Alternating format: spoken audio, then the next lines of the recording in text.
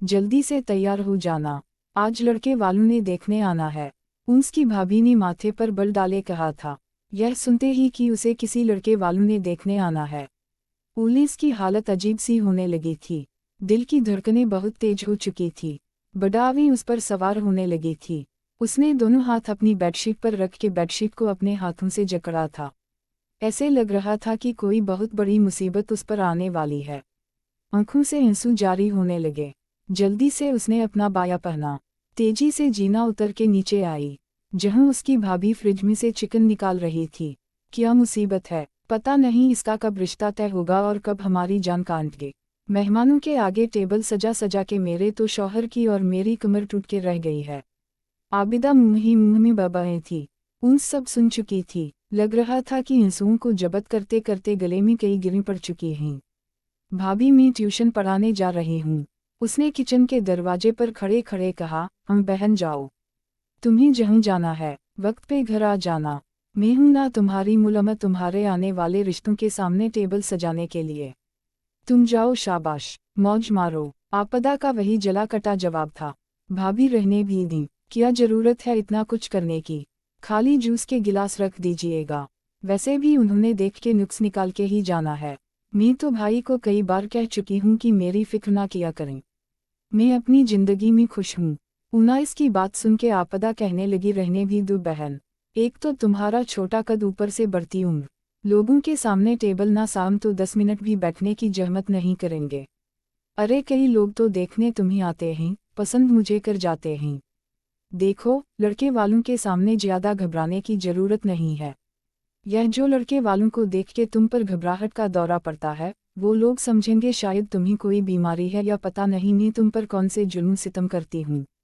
आपदा की बातों के नाश्ता हमेशा 19 के दिल पर लगते थे।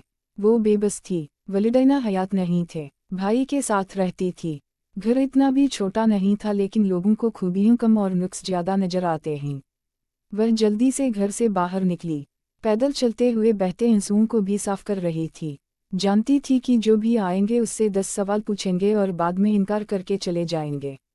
यह पिछले काया सालों से हो रहा था, और अब तो रिश्ते के नाम पर उस पे से अजीब सी कैपायटा आने लगती थी। दिल जोर जोर से धड़कने लगता था। लड़के वालों के सामने जब वह बैठती थी तो टिश्यू से पसीने साफ करने लगती थी। हालांकि एमबीए कर रखा था, लेकिन उसका सारा एतमाद बिल्कुल जीरो हो चुका था और इसकी वजह थी लोगों की नुक्ताचीनी की आदत। ना किसी को उसकी तालीम नजर आती थी, ना उसकी सलीकसाई सबको नजर आता था। तो उसका 5 फुट 2 इंच कद लंबी हील की सैंडल पहने हुए तेज तेज कदमों से होम ट्यूशन वह पढ़ाने जा रही थी। इस बार तो ट्यूशन के दौरान भी उसका दिमाग इधर उधर ही भटकता रहा। जैसे जैसे वक्त गुजर रहा था, 19 के दिल की धड़कनें तेज हो रही थी। जब वापस घर पहुंची तो आपदा काफी कुछ तैयार कर चुकी थी। शामी कबाब थे, नागिन्स थे, पास्ता था। जैसे ही 19 को देखा तो कहने लगी, जरा बावर्ची खाने में भी आने की जहमत कर लिया करो, देखने तुम्हें आना है, शामत मेरी आई हुई है। अरे मेरे भी बच्चे आ जाएंगे ट्यूशन से और एक उधम मिका के रख देंगे। 19 ने बिखरा हुआ किचन समेटना शुरू किया। तभी आपदा अपने कमरे में चली गई। वह भी साका में भरे बर्तन ही धो रही थी जब उसका भाई एजाज अंदर दाखिल हुआ। हाथों में फल के शॉप पकड़े हुए थे। अरे भाई तुम यहाँ क्या कर रही हो? वाकिकाओं के स्लैब पे फलों के शॉपर रखते हुए एजाज ने 19 से कहा। कुछ नहीं भाई, बर्तन धो रही थी। ओहो छोड़ो बर्तन, जाके तैयार हो, लड़के वाले पहुंचने वाले होंगे। और हुलिया देखा है तुमने अपना? मैंने कहा भी था अब्द से कि तुमसे कहे चेहरे को अच्छी तरह से साफ कर लो। अरे यह लड़कियां क्या अल्लाह बल्ला करती हैं, पाइस क्लीन तुम भी कर लिया करो। एक तो कद छोटा है, ऊपर से चेहरा अपनी उम्र से भी बड़ा लगने लगा है। भाभी के साथ साथ भाई को भी 19 में नुक्स नजर आते थे। बर्तन धोने के बाद ही वह अपने कमरे में गई। आईने के सामने खड़ी होकर अपने चेहरे को गौर से देखने लगी। शहजादी है मेरी बेटी, वलिदा के इस जुमले ने जैसे उसके दिल को तड़प आया था। आंखों से आंसू टप टप गिरे थे। नहीं अम्मी, अब आपकी बेटी शहजादी नहीं है। आपने सिर्फ ममता की नज़र से मुझे देखा था, इसलिए मैं आपको शहजादी लगती थी। जरा दुनिया की नज़र से देखा होता तो पता चलता। बहुत ऐब है आपकी बेटी में। अपने हाथ की पुश्त से उसने अपने आंसू साफ किए, फेस वॉश से चेहरा धोया, कपड़े तब्दील किए, अपने बालों को खोल के ब्रश किया, हल्का सा मेकअप कर लिया। जानती थी ना उसकी डिग्री काम आएगी और ना ही उसका सलीका। बस देखने वालों को उसका छोटा कद नजर आएगा और बढ़ती उम्र के आसार जो कि शायद उसके चेहरे पर चिपक गए हैं, जो ना तो उसकी दोस्तों को नजर आते हैं और ना ही उसे जो उनाइस को पसंद करते हैं, खासतौर पर उसके स्टूडेंट। यह बढ़ती उम्र के आसार सिर्फ रिश्ता देखने वालों को ही नजर आते हैं और कई गुना ज्यादा नजर आते हैं। बहरहाल 30 साल की तो वह हो चुकी थी, इसमें तो कोई शक नहीं था, बल्कि अब तो 31 की होने वाली थी। पिछले 5 साल से रिश्तों को देखा जा रहा था, मगर खा पी के नाक मुंह चढ़ाते हुए वह यह कहकर चले जाते थे कि लड़की का कद बहुत छोटा है, हमारे बेटे की हाइट बहुत अच्छी है। जिस नौजवान का कद मुनासिब होता तो उसे और कोई ना कोई बात बुरी लग जाती। बहरहाल तैयार होके किसी शोपीस की तरह उसे एक आटा से गुजरना था। हाथ में उसने 2-4 टिश्यू तय करके पकड़ लिए, क्योंकि अब जब भी कोई रिश्ता देखने आता था उनाइस को लगता था कि कोई मुसीबत है जहां से उसे गुजरना है। लोगों के सवालों पर वह नर्वस हो जाती थी। हालांकि अच्छी खासी पढ़ी लिखी थी, लेकिन एतमाद जीरो हो चुका था, क्योंकि लोग उसकी पढ़ाई को कोई अहमियत नहीं देते थे। किसी ने यह नहीं सराहा था स्कॉलरशिप में MBA किया है उसने। सबको बस उसका छोटा कद नजर आता था। बहरहाल वक्त गुजरने लगा, वह बार बार अपनी उंगली चटक रही थी। तभी आपदा उसके कमरे में आई। हैट हुए, क्योंकि ऊपर के पोर्शन में बस एक ही कमरा था और छोटा सा लाउंज था। वो अकेले ही ऊपर रहती थी, किसी अजनबी की तरह। हाय हाय, पता भी है तुम्हीं की सीढ़ी चढ़ के मेरा सांस दम हो जाता है। मोहतरमा नीचे तशरीफ ले आओ। आ गए हैं लड़के वाले। एक तो तुम्हारी आराम परस्ती से मी सख्तिका होती हूँ। चुपचाप उनाइस नीचे उतरी, लेकिन मेहमानों के सामने जाते जाते उसके चेहरे पर अच्छी खासी बदहवासी छा चुकी थी। अंदर से बहुत चाहत के एतमाद से बात करें, लेकिन बहुत मुश्किल लग रहा था। सामने बैठी हुई मोटी मोटी कावटिना उसे यूं देख रही थी जैसे आंखें झपकना मुश्किल हो, या जैसे कोई कुर्बानी का बकरा देखता है। दंत पूरे हैं कि नहीं, कहीं चोट और जख्म का निशान तो नहीं। जैसे ही वह सलाम करके सामने सोफे पर बैठी तो कावटिना के सवालों का सिलसिला शुरू हो गया। एक औरत जो कि गलीबना लड़के की मां थी, उससे सवाल जवाब करने लगी। कितनी तालीम है, क्या पकाना आता है, कुकिंग आती है कि नहीं, सिलाई कर लेती हो या नहीं। साथ बैठी उसकी बहन उसे सर से पैर तक देख रही थी। ओहो, इतनी लंबी हील क्यों पहनी है आपने, खातून के साथ बैठी हुई लड़की ने सवाल किया। उनाइस बुरी तरह से घबराई। वो मुझे आदत है, लग रहा था गले में बहुत सी गिरें पड़ चुकी हैं। अरे आप यह कबाब लेना, मैंने अपने हाथों से बनाया है, सब लोग मेरे कबाब की बहुत तारीफ करते हैं। आपदा ने फौरन से बात को बदला और कबाब की प्लेट पकड़ के मेहमानों की प्लेटों में डालने लगी। वो हम ले लेंगे, जरा लड़की से तो बात कर लीं। खातून काफ़ी तेज थी, बहरहाल काई पाई की चीज़ों से खूब इंसाफ करके इनकार करके जा चुकी थी कि लड़की का कद छोटा है। उनके जाने के बाद उनाइस ने एजाज से कहा, भाई क्या मेरी 2 रोटियां बहुत भारी हैं आप पे। कब से समझा रही हूँ कि नहीं करनी मुझे शादी, खुदा के लिए किसी को मत बुलवाया करें। इससे पहले कि एजाज जवाब देता आपदा बोल पड़ी, हाय हाय, क्यों ना करें तुम्हारी शादी बीबी, क्या हमें अपने बच्चों के बारे में नहीं सोचना, तुम्हारा भाई बस तुम्हारे ही खर्चे पूरे करता रहे। उनाइस इस बार चिल्ला के बोली, मेरे कौन से खर्चे उठाते हैं भाई, मैं होम ट्यूशन पढ़ाती हूँ, स्कूल में पढ़ाती हूँ, अपने खर्चे खुद उठाना जानती हूँ। बस यही एहसान है ना आप लोगों का कि मुझे अपने घर पर रखा हुआ है। तो ठीक है, इतनी ही बोझ लग रही हूँ तो मैं किसी हॉस्टल में रहना शुरू कर देती हूँ। जब उनाइस की बर्दाश्त से बाहर होता था तो वह फट पड़ती थी, वरना ज्यादातर वह चुप ही रहती थी। हाय हाय हाय, जुबान सुन रहे हो अपनी बहन की, अरे यह एहसान फरामोश किस्म की लड़की है। सुबह से मैं वाके खाने में जल के खाक हो गई, ताकि हो सकता है खा पी के ही कोई इसे पसंद कर ले कि चलो हमारे सामने 4 चीजें जो रखी हैं और देख रहे हैं आप, यह इज्जत है मेरी। आपदा ने टस बहाने शुरू किए। एजाज अपना सर पकड़ के बैठ गया। तुम दोनों चुप होगी या मैं बाहर जाकर दफा हो जाऊं, मेरा तो जी चाहता है छत से कूद के अपनी जान दे दूं। जब देखो तुम दोनों की बहस होती रहती है। अरे घर में इंसान सुकून लेने आता है, पहले कम जिम्मेदारी है मेरी इस महंगाई के दौर में। किसी के आगे टेबल सजाना आसान बात नहीं होती, 1000 रुपये के खर्चे हो जाते हैं। एक तो काम कारोबार ठीक से नहीं चल रहा, ऊपर से तुम लोगों के फसाद तौबा है। हाँ हाँ, मेरी बात तो तुम्हें फसाद ही लगेगी। अरे जो कुछ मैं कर रही हूँ वह किसी को नजर नहीं आता।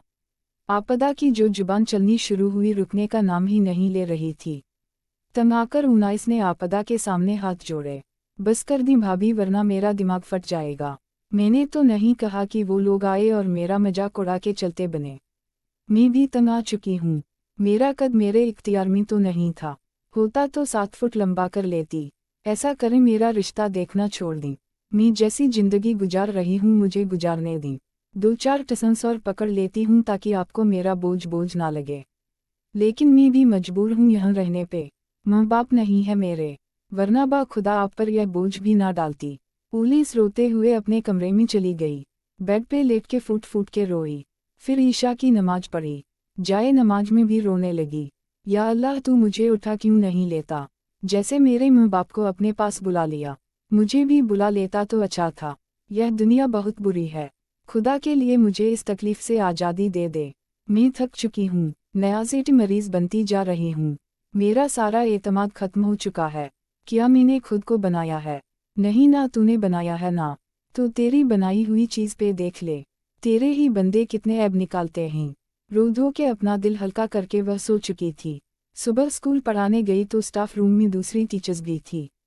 एक टीचर मिठाई लेके आई थी। उनाइस, मेरा रिश्ता तय हो गया, लो मिठाई खाओ। उनाइस मुस्कुरा भी नहीं पाई। बहुत बहुत मुबारक हो। बस मिठाई का छोटा सा टुकड़ा उठाया और मुंह में ले लिया। हम सब ही तुम्हारी उम्र के हैं और खैर से हम सब की शादियां हो चुकी हैं। तुम भी ऐसी कोई मिठाई खिला दो। अब्बा ने तंज किया, जिसकी शादी को 2 साल हो चुके थे और उनाइस की ही उम्र की थी। उसने कोई जवाब नहीं दिया। यह बातें तो शायद उसकी तकदीर में लिखी गई थी। अंबर कहने लगी, मैं तो कहती हूँ खुद ही लड़के को पसंद कर लो। अरे आजकल कोई बुरा नहीं मनाता। रिश्ता देखने आने वाले तो जीना हराम कर देते हैं।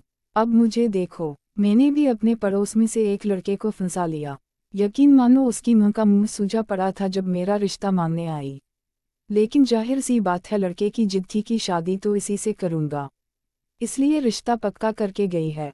पुलिस ने आज तक ऐसा कोई काम नहीं किया था, इसलिए बड़ा अजीब लग रहा था। क्या वाकई ऐसे रिश्ता तय हो सकता है? मेरी जान मेरी भाभी से छूट सकती है। उसने तो यूनिवर्सिटी में कभी कोई ऐसी हरकत नहीं की थी, हमेशा अपनी नज़रों की अपने आप हिफाजत की थी। पाआना कहने लगी, यार तुम सादा मत रहा करो।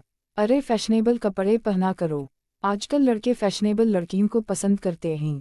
रुबीना कहने लगी, मैं तो कहती हूँ खानदान के किसी लड़के को फंसा लो। खानदान तो फिर खानदान होता है, अपने फिर अपने होते हैं, कहीं ना कहीं लिहाज कर जाते हैं।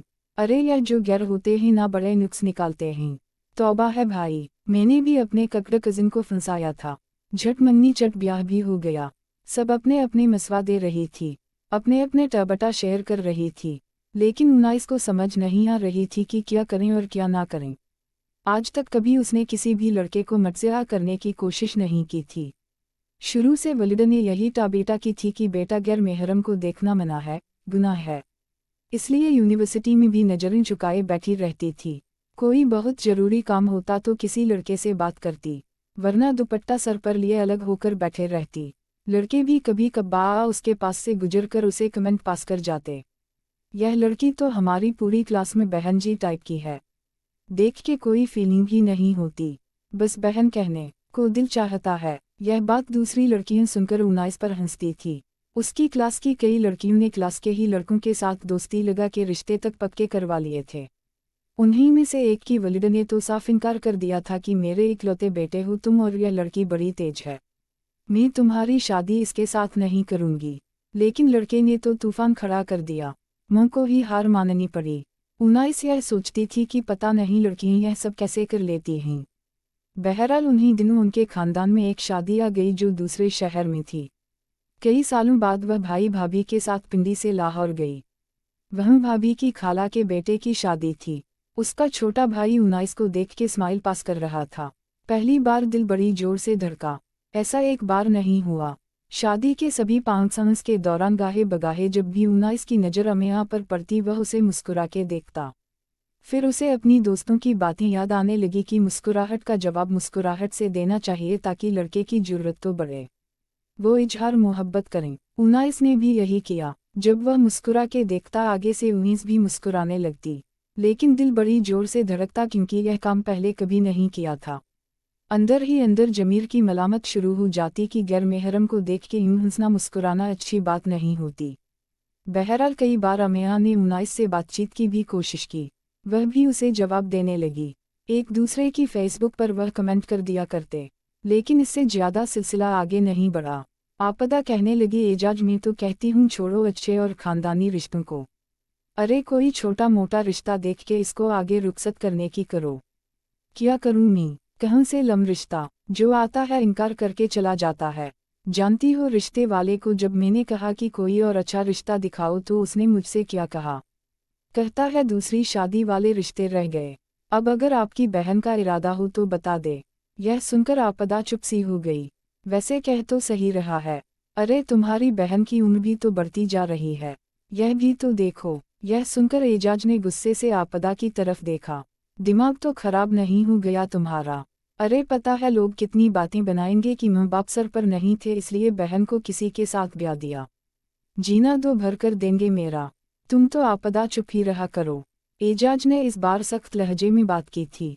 मुझे क्या लगे, संभालना तो तुम ही ने है, संभालो सारी जिंदगी। उनाइस तो वैसे भी पक्का इरादा कर चुकी है कि तुम्हारी जान नहीं छोड़ेगी। कहती है शादी ही नहीं करनी। देखो जी मेरी भी बेटी बड़ी हो रही है, ऊपर का पूरा पोर्शन तुम्हारी बहन ने संभाल रखा है। मैंने अपनी बेटी को अलग कमरा देना है, उसे चलता करो तो मैं ऊपर का कमरा अपनी बेटी के लिए तैयार करवाऊं। कब तक उसे संभालते रहोगे? एजाज जो अपने हिसाब किताब में मसापा था, किताब बंद करके उसने साइड टेबल पर पटक के रख दी। क्या करूं मैं, गला दबा के मार डालूं या उसे धक्के मार के घर से निकाल दूं ताकि खानदान वाले मेरा मुंह काला करते रहे। अरे क्या चाहती हो तुम? बच्चे अभी छोटे हैं, बेटी अभी तुम्हारी 6 साल की है और तुम्हें फिक्र लगी हुई है उसका कमरा अलग करने की। तौबा है, तुम अपना मुंह बंद नहीं करोगी। मैं तंग आ चुका हूँ तुम्हारी बातें सुना सुना के। यह सुनना था कि टप टप आंसू आपदा की आंखों से गिरने लगे। हाँ मैं तो तुम्हें जहर ही लगती हूँ। बिठाए रखो अपनी बहन को अपने सर पर मैं कह देती हूँ अगर चंद माह में उसका रिश्ता कहीं नहीं हुआ तो दूसरी शादी के काबिज़मंद लोगों से राब्ता कर लेना, कोई फर्क नहीं पड़ेगा। बहन हमें तो आपकी नंद बहुत पसंद आई है, लेकिन देखी शादी लड़का लड़की की होनी है और हमारे इस्लाम में भी इस बात की इजाज़त है कि एक नज़र लड़का लड़की एक दूसरे को देख लें। अगर आपको मुनासिब लगे तो मैं अपने बेटे को ले आऊं। जुबैदा बेगम ने उनाइस को बस एक नज़र देखा था, कोई ज़्यादा सवाल जवाब नहीं किए थे, लेकिन यह सुनना कि लड़का खुद देखेगा उनाइस की जान पर बनी थी। जो आज तक वह लड़के की बहन और मुँह को पसंद नहीं आई तो लड़के को क्या खाक पसंद आएगी। कितने लड़के भी अपने वलिदैन के साथ आकर उसे देख चुके थे और जिस तरह से उसे देख के मुंह बनाते थे लगता था दिल छुरी से कटता है और फिर वह दोबारा वह आटा नहीं सहना चाहती थी इसलिए उठ के चली गई। यह बात एजाज ने भी महसूस की और जुबैदा बेगम ने भी कि लड़की खुद ही से उठकर जा चुकी है। आपदा कहने लगी, हाँ क्यों नहीं, आप जब मुनासिब समझे लें। एजाज बेगम जुबैदा बेगम के जाने के बाद जब उनाइस के कमरे में आया तो वह रो रही थी। अब किस बात का रोना डाल रखा है तुमने? एक तो पहले ही तुम्हारे चेहरे की रौनक खत्म होती जा रही है, उस पर रो रो के तुमने अपने चेहरे का और बेड़ा गर्क कर लेना है। क्यों रो रही हो तुम? वह उठ के बैठ गई। भाई मैं मजीद तालिल और बर्दाश्त नहीं कर सकती। वह लड़का आएगा, मुझे देखेगा, 100 नुक्स निकालेगा और चला जाएगा। आप लोगों को क्यों समझ में नहीं आती? मेरी जान बकास दे, नहीं करनी मुझे शादी। मैं यह आटा पिछले 5 साल से बर्दाश्त कर रही हूँ, ऐसे करें मुझे जहर दे दे। एजाज कहने लगा, ऐसे करो मुझे दे दो, देखो कुछ नहीं होगा। अब कुछ ना कुछ तो करना है ना। लड़के की मुँह का ज़्यादा मसला होता है और वह तुम्हें पसंद कर चुकी है। देखो कल तक रो रो के अपने चेहरे का बेड़ा गर्क ना कर लेना। जाओ जाके मुंह धो। उनाइस को समझाने के बाद जब एजाज नीचे आया तो आपदा कहने लगी, मुझे तो लगता है लड़का देखते ही इनकार कर देगा। मैंने लड़के की तस्वीर देखी है, काफ़ी खूबसूरत है, एकदम हीरो लगता है। और अपनी बहन को देखा है, बड़े मुनासिब सूरत वाले लड़कों के घर आने वाले भी इनकार कर गए। और यह तो वैसे भी अच्छा खासा हैंडसम है। और सच पूछे मुझे तो उनाइस से काफ़ी कम उम्र लगता है। एजाज को तकलीफ तो बहुत होती थी क्योंकि उनाइस उसकी बहन थी। उसका कोई ऐब निकालता था तो तकलीफ तो होती थी, लेकिन दुनिया की नज़रों से जिस तरह से उसकी बहन को देखा था वह भी देखने पर मजबूर हो गया था। तुम तो अपना मुंह बंद रखो, अच्छे की उम्मीद रखो। जानती हो टाउधा में रो रो के दुआएं मांगता हूँ कि अल्लाह करे मेरी बहन की शादी बहुत अच्छे इंसान से हो जाए। अगले रोज आम जुबैदा बेगम के साथ ही आया था। उसके वालिद भी साथ थे। 2 बहनें भी थी। 5 बहनों का वह इकलौता भाई था। यह सोचता के ही उनाइस की जान निकल रही थी कि अगर उसकी बहनों ने इनकार कर दिया या लड़के ने नाक मुंह चिढ़ाया तो वह क्या करेगी। चाय पीने के बाद जुबैदा बेगम ने ही कहा, अगर आप मुनासिब समझे तो उनाइस को बस 2 मिनट के लिए बुला लें ताकि दोनों एक दूसरे को देख लें। उनाइस अपनी भाभी के कमरे में बैठी बेड की चादर को मटकाइयों में दबोचे बैठी थी। टायाउस बुरी तरह से चल रहा था। माथे पर पसीना साफ नजर आ रहा था। जब आपदा ने कहा, चलो भाई जाके बैठो, अल्लाह करे यह लोग हम कर दे। उनाइस घबराते हुए अंदर दाखिल हुई। सामने नजर आम पर पड़ी। लड़का अच्छा खासा हैंडसम था। दिल बुझ के रह गया। उसे तो दाढ़ी वाले संवली रंगत वाले लड़के भी मना करके जा चुके थे, और यह तो बहुत गुड लुकिंग था। बड़ी खामोशी से वह बुझे दिल के साथ बैठ गई। जुबैदा बेगम ने कोहनी मार के आम को इशारा किया और आम जो निगाहें झुकाए बैठा था। बस एक नज़र उसने उनाइस पर डाली और दूसरी नज़र झुका ली। हम बताओ बेटा, कान के करीब जाकर जुबैदा बेगम ने पूछा। अम्मी अगर आपको पसंद है तो ठीक है। आम ने मखसिया सा जवाब दिया, मैं तो तुम्हें पहले कह चुकी हूँ कि मुझे पसंद है, लेकिन बेटा जिंदगी तुमने गुजारनी है। जी मुझे कोई ऐतराज नहीं है। यह सुनकर उनाइस की बास्ता नज़र दोबारा उस पर उठी। इत्तेफाक था कि वह उसी को देख रहा था। नज़रों के टसडम पर वह बुरी तरह से गड़बड़ा के रह गई और उठकर चली गई। ऐसा कैसे हो सकता है? अच्छा खासा हैंडसम नौजवान मुझे कैसे पसंद कर सकता है? उनाइस अभी भी बेकिना थी। लग रहा था कि जो कुछ हो रहा है झूठ है, गलत है या कोई ख्वाब है। लड़के की उम्र तकरीबन 25 से 26 साल थी। उसे तो लगता था कि देखते ही खड़ा होगा और गुस्से से बाहर निकल जाएगा, लेकिन उसने ऐतराज ही नहीं किया। क्यों नहीं किया? पुलिस को इस बात पर हैरत थी। हो सकता है बहनों और मां के दबाव में हो। यह जो 5 बहनों का इकलौता भाई होता है ना, यह अपने माँ बाप और बहनों के दबाव में होता है। पता नहीं कल को मेरे साथ क्या सलूक करेंगे। यहाँ एक नंद हो तो जीना हराम कर देते हैं, और इधर तो 5 है। एक के बाद एक वस्फ उनाइस की जान ले रहा था। 2 दिन के बाद जुबैदा बेगम अपने शौहर और बेटी और दामाद के साथ आई। 5 बेटियां थी लेकिन सभी शादीशुदा थी। आम सबसे छोटा था। रिश्ता पक्का होने की मिठाई वो लोग ले आए थे। अपने हाथ से जुबैदा बेगम ने उनाइस को मिठाई खिलाई, लेकिन वह अभी भी घबरा रही थी क्योंकि आपदा ने उसकी उम्र कम बताई थी। कहा था कि मेरी ननंद तो अभी अभी 26 साल की हुई है, और यह बात अंदर ही अंदर उनाइस को परेशान कर रही थी। हालांकि उसने कहा भी था कि भाभी आपने मेरी उम्र कम क्यों बताई है। अरे तुम चुप रहो, अगर तुम्हारी सही उम्र बताती तो रिश्ता ही नहीं होता और तुम भी अपना मुंह बंद रखना। मुझे तो लड़का 25 से ऊपर का लगता ही नहीं है। आपदा ने साफ कहा था और सच भी यही था। लेकिन फिर भी भाभी बाद में पता चलेगा तो मसला तो मेरे लिए होगा। आप सच बता देती। देखो बहन, अपना मुंह बंद रखो तो ज्यादा बेहतर है।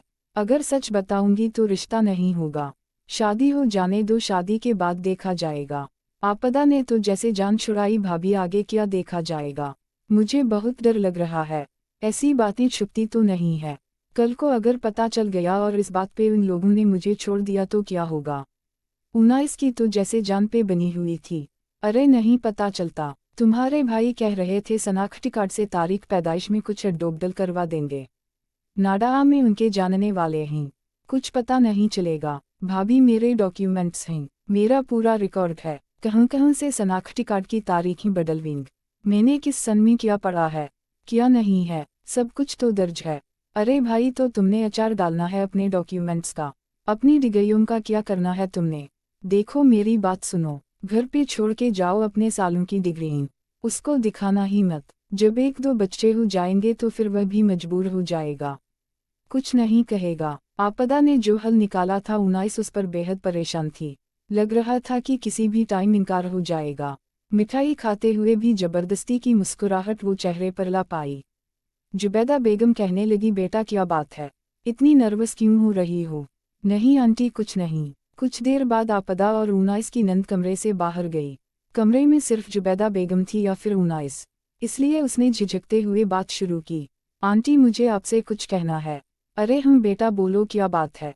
देखिए आपके बेटे की उम्र 25 है और मेरी उम्र कुछ ज़्यादा है। उनाइस ने अपनी सही उम्र नहीं बताई थी। हाँ तुम्हारी भाभी ने बताया था कि तुम 26 साल की हो। 1 साल से कोई खास फर्क नहीं पड़ता। इससे पहले कि उनाइस और कोई बात करती आपदा कमरे में वापस आ चुकी थी, इसलिए वह चुप हो गई। शादी की तारीख तक पक्की हो गई थी। जुबैदा बेगम कई बार कह चुकी थी कि मैं तुमसे बात करना चाहता है, लेकिन उनाइस की जान पे बन जाती थी।